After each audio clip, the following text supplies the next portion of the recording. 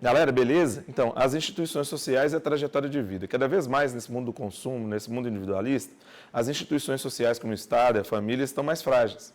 E aí a preocupação com essa questão do projeto de vida, trajetória de vida, que até o novo ensino médio tem essa perspectiva de pensar sobre isso, se tornou cada vez mais importante. Portanto, cada vez mais frequente nos vestibulares. Toda vez que se fala nisso, tem que vir na sua cabeça Durkheim. Então, você que já estudou Durkheim, que já deu uma olhada no Durkheim, Durkheim sempre fala sobre esse papel das instituições sociais na vida da pessoa.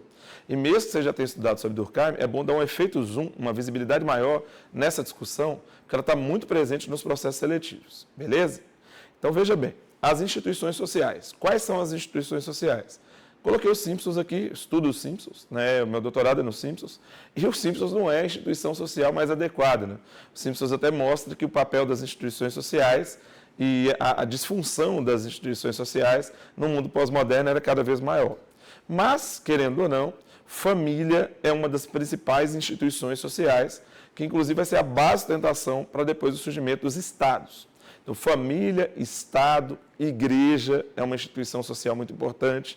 Eu, por exemplo, aprendi que poderia dar aula por causa da instituição social igreja, né, nas minhas épocas de EAC, então acabou sendo muito importante de encontro de adolescentes com Cristo, para me saber que eu posso falar, que eu posso interpretar, que eu posso fazer as pessoas entenderem o que eu estou falando. Então, nesse ponto de vista e em vários outros, a igreja me influenciou muito. As características da minha família, a educação da minha família me influenciaram muito. As regras e normas morais que tem no Estado também me influenciou muito. E as universidades, as escolas, também acabaram me influenciando muito. Né? As universidades que você faz, a maneira como você convive com as pessoas, a sociabilidade que você adquire nessas instituições sociais, acaba influenciando muito a forma de você se comportar, a maneira de você pensar e a maneira de você viver. Portanto, essas instituições sociais que você deve anotar aí, família, Estado, igreja, escola, instituições de trabalho também, né? Eu trabalhei em concessionária, trabalhei ali com central de processamento de dados, então isso também influenciou na minha vida. Então, essas instituições sociais influenciam no seu comportamento, por causa das suas regras, por causa das suas normas, né? Você está no trabalho, tem que chegar no horário, você tem que ter um rendimento, o rendimento é naquele período de tempo. Então, você acaba sendo influenciado positivamente ou negativamente pelas instituições sociais e tem que se adequar a isso. Por mais que você tenha vontades individuais, como diria Nietzsche lá, né? Sua vontade de potente fazer o que você quiser, você vai fazer o que você quiser, assim, mais ou menos, porque você tem que estar ali sempre entendendo quais são os papéis dessas instituições sociais aí, que são as mais importantes, beleza? Então fica ligado aí, saber sobre instituições sociais é saber sobre Durkheim, sobretudo Durkheim, mas é saber também sobre a importância delas para a sua vida. Bem, então aí você tem duas perspectivas, né? Uma dupla tarefa. Por um lado, eu sou um ser individual, que tem meus interesses, tenho minhas vontades, tenho os meus desejos. Por outro lado, sou um ser social. Eu tenho que conviver no Estado brasileiro, eu tenho que conviver com a família Almeida, eu tenho que conviver numa instituição de ensino, geralmente, que também é o meu trabalho, né, que é de ser professor, eu tenho que conviver nessas instâncias. Então, todas as pessoas têm uma dupla tarefa. Adaptar a nossa vida a projetos individuais é uma das funções do nosso projeto de vida. Né? Então, você tem que adaptar a sua vida a projetos individuais. Eu tenho interesse de ser um grande professor, beleza. E o que é ser um grande professor? Ser um grande professor é você ter uma boa qualificação, beleza. Aí tem as regras. Eu tive que fazer TCC, trabalho de conclusão de curso, monografia. Depois tive que fazer o mestrado, né, que é a dissertação. Depois eu tive que fazer a tese de doutorado. Então eu tive que adaptar o meu projeto individual às regras da sociedade. Aí pode ser que eu fosse um professor de bom conteúdo. E eu tive que adaptar minhas características individuais, os meus desejos, às regras, né? Na faculdade é até interessante, que chama Associação Brasileira de Normas e Técnicas, ABNT. Então, os seus interesses individuais, eles têm que ser organizados dentro de regras para você conseguir se destacar. Enquadrar em normas morais e sociais para a vida pacífica e coesão social. Isso é importante para o ser social, né? O ser individual deve se enquadrar em normas morais, em normas sociais, para a vida pacífica de coesão social. Você está com raiva. Então eu desejo matar a pessoa. Não, de acordo com as leis do contrato social, se você matar uma pessoa, é crime, né? E aí é um crime que você não deve cometer. Eu estou ali, estou com uma ira muito grande. Tá bom, mas você segue a moral cristã. Você segue a moral cristã, tem a moral do perdão. como ter a moral do perdão, o cristianismo te ajuda nesse aspecto, a perdoar a pessoa, manter o relacionamento e manter a ordem social. Então, é necessário um equilíbrio, né, nessa ideia de trajetória de vida, um equilíbrio entre seus endereços individuais e a adaptação que você tem que ter, o enquadramento, às normas e às morais criadas pela sociedade. Isso muito presente, principalmente na sociedade moderna, a partir do século XVIII, mas mesmo na sociedade pós-moderna, essa discussão também é importante. Então, você tem interesses individuais, do seu ser individual, mas o seu ser individual tem que se socializar. E para se socializar, tem que saber quais são as normas da escola, quais são as normas do seu trabalho, quais são as regras morais da sua família. Né? Por exemplo, na minha família tem uma regra moral que é respeitar os idosos. Então, mesmo que o idoso fale uma coisa que eu considere como um erro, eu tenho uma regra moral de respeitar o que ele está falando, mesmo que eu discorde dele. Minha mãe me ensinou isso e isso faz parte do meu comportamento moral.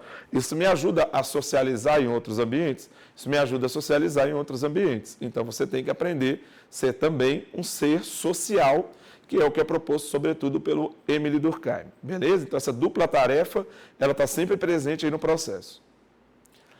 Socialização. Então, existem duas formas de socialização. Você tem a socialização primária e você tem a socialização secundária. Então, repare que você já pode ter visto sobre socialização com Durkheim, mas agora é bom você separar a socialização primária e a socialização secundária. Eu coloquei uma imagem aí, que é uma imagem do Divertidamente, da família, da personagem principal. E aí, eu coloquei também uma frase, que é um dito popular, que fala: educação vem de berço. Quando você fala que educação ou instrução vem de berço, você está dizendo, vem da sua família. E a sua família te dá educação. Então, a família é o lugar da socialização primária. De acordo com o Durkheim, a socialização primária ela deve ser da família. Eu sou professor, felizmente tenho alunos muito educados. Já tive escolas que os alunos não eram tão educados assim, mas tem alunos de boa família. Se eu tenho alunos de boa família, é mais fácil na socialização secundária, que a gente vai falar daqui a pouco, que é da escola, de educar. Alessandro, o menino não tem família. O pai brigou com a mãe, o pai separou, o pai é violento, a mãe abandonou ele, a mãe casou com outra pessoa, ele mora sozinho, mora com a tia, não respeita a tia, não respeita ninguém. É fácil ele ir para a socialização secundária? Difícil demais, porque ele não teve a base da socialização primária. E a socialização primária, para Durkheim, é a família.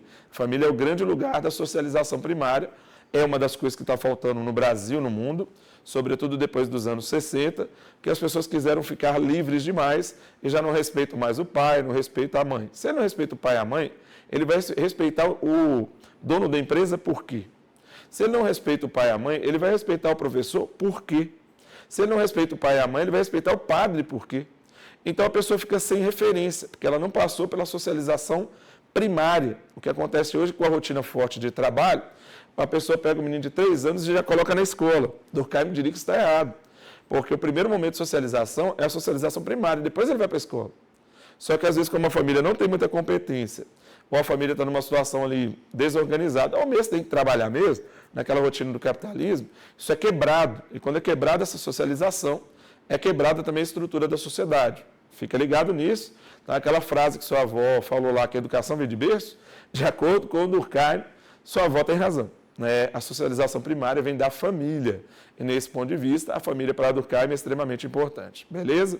No Divertidamente, para a gente fazer o diálogo que a gente está fazendo aí, com a questão do Divertidamente, você vai ver que a família tenta educar o processo de socialização primária, que é razoável. Você vai ver que eu não vou dizer que é uma família Simpson, mas de vez em quando tem as suas peripécias. E quando a menina vai para a escola, ela já tem uma dificuldade na escola. Porque na escola você tem a socialização secundária. Então, se a família não preparou bem, quando a pessoa chega no ensino médio, chega na escola, como acontece Divertidamente, aparece lá, também coloquei de brincadeira aí, a tristeza. Você sente a tristeza ao perceber ali a desigualdade de oportunidades, ao perceber ali algumas características diferentes. Geralmente nas escolas, infelizmente, ações de bullying. Aí você fica triste, fica isolado, porque não é aquilo que você aprendeu na sua casa. E aí, nesse segundo momento de socialização, você não está preparado para essa segunda socialização. Ou da escola, ou do trabalho, você pode arrumar um emprego também, e às vezes entra em depressão, não consegue se socializar com as outras pessoas, porque você não teve uma boa preparação na socialização primária, ou na igreja, muitas das vezes também não consegue respeitar as pessoas, não consegue organizar as pessoas, ou no Estado. Você trabalha como funcionário público, por exemplo, e não consegue se socializar, não consegue se relacionar, porque não teve uma boa formação em casa. E aí a socialização secundária já fica prejudicada, mas ainda essas instituições podem ajudar no seu processo de formação de identidade, no seu projeto de vida, em que você deve ser feliz, sim, mas você deve ser feliz de forma organizada e de forma que você se socialize melhor com os outros, tendo equilíbrio entre os seus sentimentos, né? Para além de conseguir ser educado, passar no vestibular, ter um bom emprego, que muita gente tem um bom emprego, passa no vestibular, mas não é uma boa pessoa, não vive bem, vive com transtornos, porque não conseguiu equilibrar a tristeza, a alegria, não conseguiu equilibrar seus sentimentos. Desse ponto de vista, do ponto de vista durkheimiano, o Divertidamente, tanto 1 quanto 2, sobretudo o 2, debate essa questão com uma frequência bem interessante, de uma maneira muito legal, né, de se discutir sobre essa questão. Beleza? Então, socialização depende da socialização primária, socialização depende da socialização secundária. Aí você consegue a coesão social e aí o papel das instituições é decisivo na sua vida, de acordo com Emile Durkheim.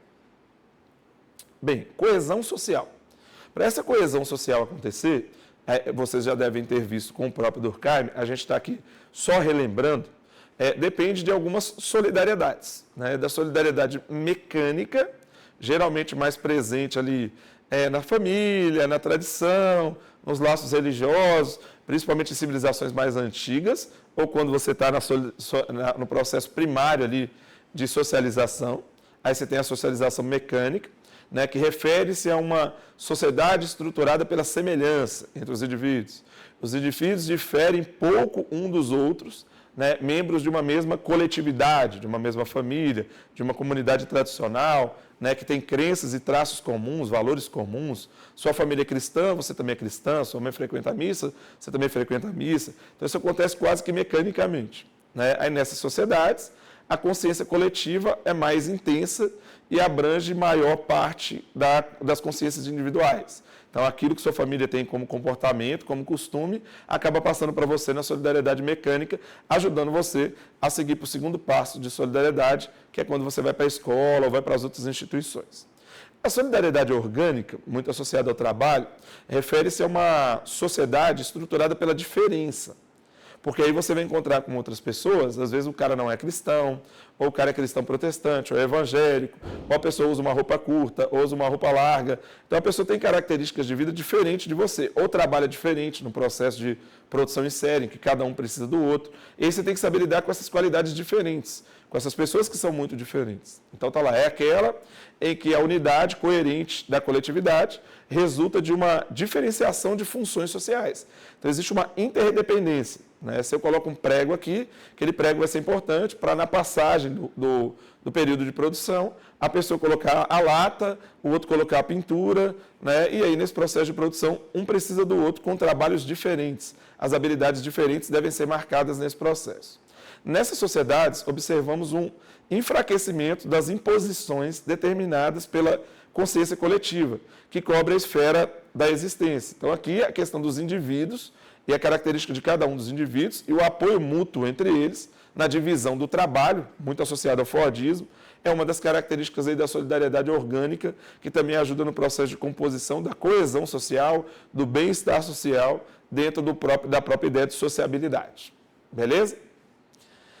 E aqui importante, né? Você tem o seu projeto de vida. Eu coloquei um probleminha aqui para a gente pensar aqui na aula, aqui, para vocês pensarem, que é a questão assim, você vai ter um projeto de vida em que você vai ter equilíbrio, em que você vai buscar ser feliz, em que você vai buscar ter uma vida sana, uma vida alegre, né? Ou você vai ficar refém de lógicas do capitalismo, né? O jogo The Sims, que foi alterado, que é quase que um antigo jogo da vida, com o antigo jogo Banco Imobiliário dos anos 90, que eram jogos de tabuleiro, ele é um estímulo grande ao capitalismo. Você compra, tem filhos, tem que pagar, tem que viver aquela rotina da vida capitalista. E o próprio The Sims já foi criticado. E criticado de forma dura, porque fazia com que a influência do jogo ela fosse maior do que a das instituições. Aí é um jogo que influenciava mais o comportamento dos meninos e das crianças do que as instituições. Logo para a lógica capitalista, e de forma muito precoce. Até o jogo já começou a alterar criar essa questão da diversidade, criar essa questão da sustentabilidade, como uma forma de estabelecer um equilíbrio um pouco melhor e de criar uma vida um pouco mais sana para o projeto de vida. Então, veja bem, você hoje é educado pelo Estado, pela Igreja, né? Lembrando que o Durkheim escreveu no século XIX, pelas universidades, né? Pela escola, pela sua família, ou pelos jogos que você fica dedicado mais horas a eles para se entreter dentro daquela lógica da indústria cultural e da cultura de massa. Quem te educa mais?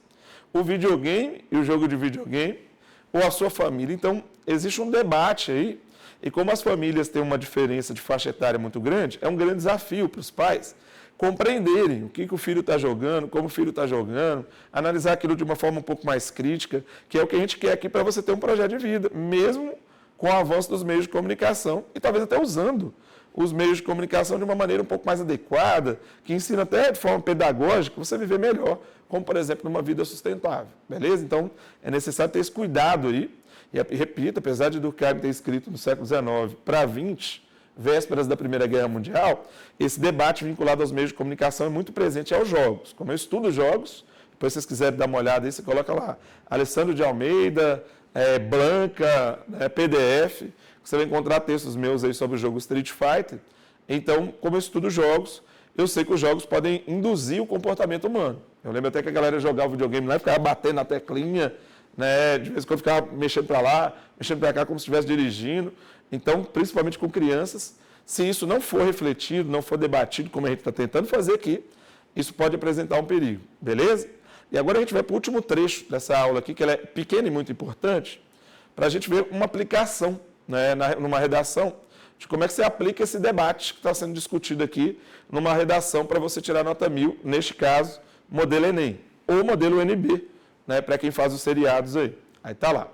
Paralelamente ao descaso das esferas governamentais nessa questão, aí seria no tema, né, obviamente, é indispensável atentar o papel das instituições sociais para a formação do indivíduo e o combate à intolerância. Então, na verdade, o papel das instituições sociais é fundamental para o combate à intolerância, exatamente por causa que as esferas governamentais, de vez em quando, geram um descaso. Então, o papel da família, o papel da igreja, né, acaba sendo ainda mais relevante. Aí está lá. Esse preconceito ocorre pelos errôneos ideais de felicidade disseminados na sociedade como metas universais. Por exemplo, a proposição de busca de lucro em detrimento da efetivação da cidadania, aspecto que corrobora para a falta de planejamento de vida das crianças e pode ocasionar depressão, desencanto e até suicídio no futuro. Lembrando que o livro de Durkheim é sobre suicídio. Então, eu estou argumentando já um pouco na lógica do capitalismo e na lógica durkheimiana, né, que as instituições são importantes para dar uma estabilidade para a pessoa. Aí, nesse sentido de crítica, como comprovação dessa dinâmica capitalista, sugerida pelos jogos de tabuleiro e eletrônico, respectivamente Banco Imobiliário e The Sims, são entretenimentos que incluem nos infantes o consumismo, característica que pode prejudicar a socialização.